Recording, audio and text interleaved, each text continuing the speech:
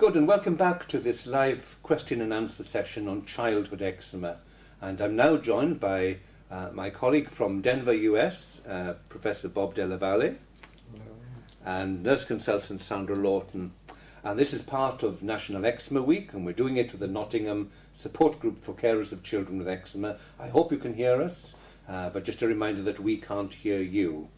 And we are doing a number of topics. This topic we're about to address now is what if my child's treatments aren't working? So do send us your questions by typing in the Q&A box on the screen, and you'll only be able to see your own questions, not others, and we will try and answer as many as possible. And we've had some really good questions coming in, so we'll try and tackle them either in this session or subsequent sessions. So some of the themes that have come up now about my child's treatments aren't working, some general advice here about stepping up treatment using an emollient. So I have sort of tackled the basics of you must use an anti-inflammatory because eczema is an inflammatory condition and emollients. But again, if I could reinforce this principle of never chasing eczema, never tentatively put a little bit here. You really have to what we call induce a remission, get control, and then keep that remission going. So keep control, get control with a blast, clear the eczema not only on the surface, but like an iceberg, the eczema underneath the skin, and then keep control by using it, for example, every weekend.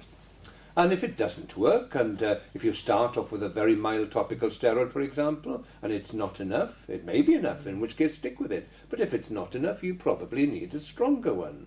You're not losing anything, you're not being weaker, you're just giving the right strength for the right thing. But there are some children who have severe atopic eczema, and they may need specialist care, ultraviolet light or immunosuppressive therapy, for example. So those are just the basic principles again. Now, I've got a question here. How long should I wait before deciding the medications aren't working? A good question, actually. I would argue that you need to see a response within a few days. But I think in practical experience for the sort of moderate to severe children that we're used to treating, if we are changing the treatment, we'd probably wait 1 to 2 weeks. Yes. That would be the sort of period before you decide, well, this is no good. But not 24 hours, 1 to 2 weeks. So we've got some very good questions here. My child is not worried by their eczema, but it looks so to me.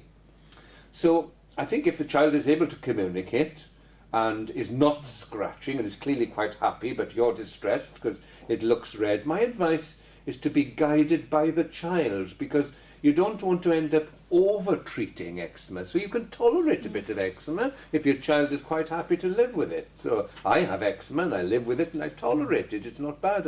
I'm happy. I've come to terms with it and live with it to that degree. So you don't want to over-treat every spot. But the opposite is also true, and that is if your child is itching away when they take their clothes off and you can't see any eczema, that means there's probably some eczema under the skin that does need treating. So my message there is be guided by the child. So we've got a question here about skin infection. How do I know if the skin is infected, and what should I do? Sandra, what should we do? Well, infected eczema often presents as very red, inflamed eczema that may be wet and weepy. But we do know that if you can get control of the eczema, as Hal said, and keep control, you're less likely to get infections. So the important thing is, initially, if the eczema's flaring, is really step up the treatment and try and aim to get control of the eczema.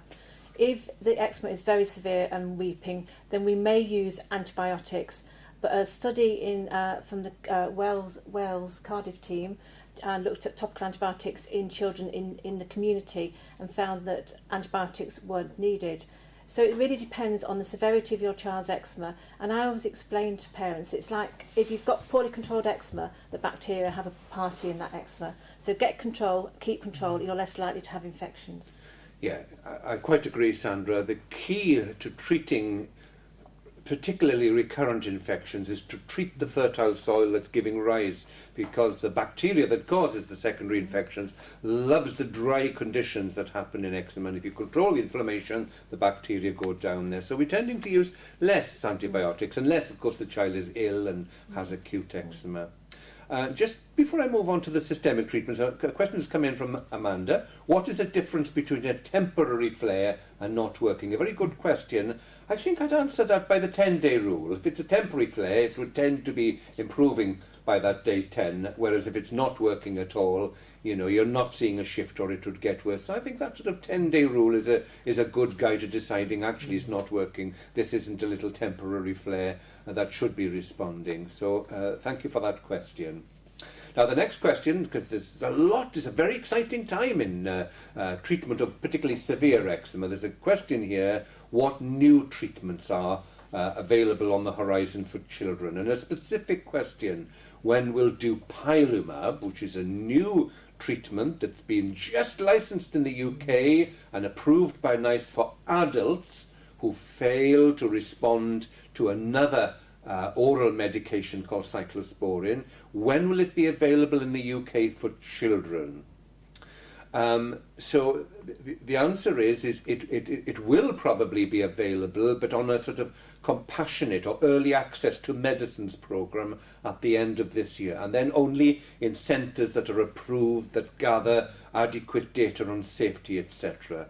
And it'll probably be teenagers at that point. But I think we will see the day when dupilumab, probably in the next couple of years, will be available for teenagers first and then possibly children, because earlier today I was looking up the ongoing trial. So there's already been published a major trial in 12 to 18-year-olds, and it looks quite good. It's not fantastic, and what we don't know is how it compares to existing treatment like methotrexate, but it's looking good. It's nice to have a new treatment available in this area, and there's a new big trial going on looking at children aged 6 to 17 years. And there have been some other safety studies in younger children. I think it's only a matter of time before we see dupilumab available for children. But it'll tend to start in the teenager group, and it'll be rather restricted, and those that are failing, if you like, on existing systemic treatments. And that's what we don't know, because the studies have been combining moderate to severe eczema. I mean, we can treat moderate eczema okay, but we don't know how it works in severe eczema. So, and again, on these, I've talked about dupilumab, which is looking good, but there are about 20 new treatments available, that are coming into testing for severe atopic eczema. Some of them have dropped out, some of them look promising, and I think the next 5 to 10 years will be a very exciting time. We'll have a lot more choice, and similar to what's happened in psoriasis. So at that stage, I thought I'd be interested in hearing from my colleague, Professor Dellavalle, who works in Denver, US. What's happening in the US, Bob? So it is a very exciting time for research in new topical and systemic therapies. The JAK inhibitors are being tested. Those are the 20 or so that you've mentioned. Dupilumab is now widely available as the first biologic therapy for atopic dermatitis. In children? In children, it's being given off-label. It hasn't been approved yet, but it's widely being given if insurance will pay for it. Now, getting insurance to pay for it, you often have to justify having all of the other treatments fail, which are currently methotrexate and cyclosporin. Oh, I see. Even in the US, you have to fail on methotrexate and cyclosporin. Oftentimes, but it's each individual insurance company can set up different criteria for what they want to do. I work at the Veterans Hospital, where there is a evidence-based algorithm that we have to follow, and we've begun giving it to adults, even though it's been approved a while ago. It's just coming through our system now. So cost is a big factor with these new treatments. When they cost as much as a new luxury car every year, you have to have a very good justification. So how much I don't know how much a luxury car costs in the US. They're about $40,000 a year for these treatments. Now, if you failed everything else and your life is miserable, then it's $40,000 is probably a bargain. But if there are other treatments that are more economical, then the cost to society may be too much to spend this for a lot of people. Thank you very much, Bob. And that's what we don't know at the moment, is how dupilumab, for example, which looks like a good drug, how does it compare with what we use already, methotrexate? We just don't know. And one of the questions here, which patients are they good for? And I think it's unclear because they've been tested in moderate and severe combined. So I'd like to know how they work in severe, but that information hasn't been made available.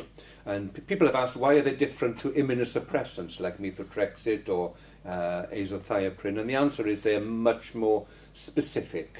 So these are monoclonal antibodies that are targeting a very specific part of the inflammatory pathway, IL-4 and IL-13 if you want the technical details, but they are much more specific targeting of the inflammatory pathway. So, some questions are coming in here. When I am, this is from Vicky, thank you Vicky, when I am applying steroid cream on my baby's skin, I find it difficult to apply a thin layer and feel I may be going over the same area twice. Great question. Sandra, do you have any advice? Vicky's not quite sure, has she gone over the same part again, because she's been told to apply it thinly, what is thin and how does she know she's covering the same area? Well, in my experience, yes, because the tube says use sparingly or thinly, then parents often probably underuse. I just say put enough on the skin so it's shiny. And I don't tend, there is a fingertip unit measurements where you can work out how many fingertips for area of your child's skin using your palms. However, I find that parents get confused with that, and I monitor how many tubes patients are using and effects. So enough on the skin to make it shiny. The key is you're building in breaks once you get control. And I think that's the key, is enough on the skin so it's shiny. That's very good advice. And actually, to be fair to the fingertip unit, I mean, it is we have all this measurement of doses for oral drugs, but when it came to putting creams on, people just sort of had no advice at all. So it was a great advance in trying to quantify quantities. But I agree with you, when you have 3 kids and 2 have eczema and you're trying to fiddle with a fingertip unit, it's too much. And like you, the commonest side effect of topical steroids is underuse. And often I ask parents to bring the tubes back, and you see a tube that's almost full with 1 thumbprint in it.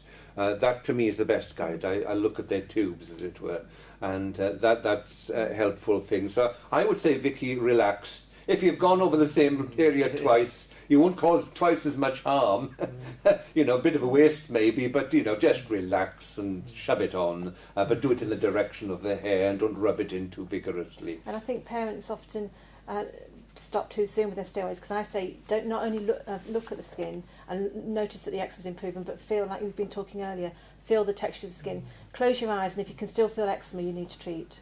Yeah, so thanks for mentioning that, because if you come to the clinic, you'll see me closing my eyes and feeling the skin, because you can tell what's happening under the skin by feeling it. So don't just look at the superficial redness, because topical steroids work partly by constricting the little blood vessels. So you can put it on bright red eczema, and a few hours later it looks pale, but the eczema is not treated properly. It's that eczema underneath the skin that is important.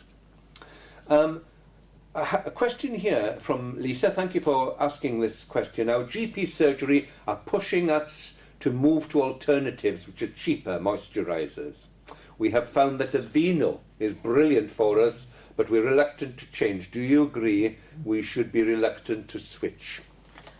Well, this is alludes to my previous conversation about emollients. The important thing is finding an emollient that suits your child. Now, lots of areas in the country are developing formularies for emollient prescribing. We've got one in Nottingham and one where I work in Rotherham. The important thing is a formulary is there purely as a guide, and for any guidance you can prescribe outside of that guide if you find something that suits. For some children, and we had a colleague who looked at emollients a few years ago, and for some children they don't tolerate certain emollients because they irritate or they sting. So if you find an emollient that works, then I would encourage you to keep to that one. But I know it is a challenging time with cost and expense out there. It is, and it's always a dilemma, because I keep saying the right emollient is the one that the child likes and you like, but there is a problem if it costs 7 times more than the other one. Nothing stopping you buying it yourself, of course, but it is quite expensive. And some of the newer substitute emollients aren't that bad, actually, so do try them out first. Yes, there's several new ones. But if it's the only one that your child will like, I would push you to keep with it. Bob, is there anything else you'd like to say about eczema treatment in the US? Well, we used to think that eczema was not a disease of adults so much, that it was a disease that Very you good. outgrow, Yes. but recent epidemiology shows that we perhaps cope with the disease better as we get older. We learn how to accommodate this barrier dysfunction that caused severe disease in childhood, but is accommodated more as adults, and that the burden of eczema actually does stretch into adulthood and is a major disease disability throughout the world. Yes, thank you for mentioning that. We've always said adult eczema is much less common, but actually the study suggesting it's probably just as common. And although the emphasis today is on childhood eczema, we do appreciate that there's quite a large burden of adult eczema. So on that point, we're going to stop this session and have a 5-minute break before we start the new session. So thank you for your questions and for tuning in.